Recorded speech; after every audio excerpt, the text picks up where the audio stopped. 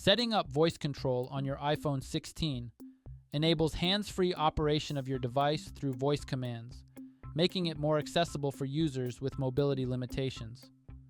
Here's how to set this feature up on the new iPhone. First, go to the home screen and then tap on the settings icon to launch the app.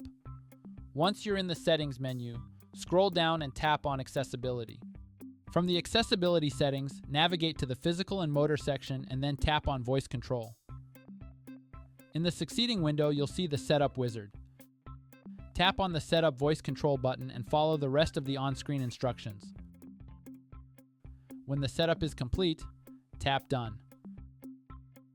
Now that voice control is enabled, you can use it to prompt commands for your iPhone to execute, like opening a certain app or navigating to a certain screen.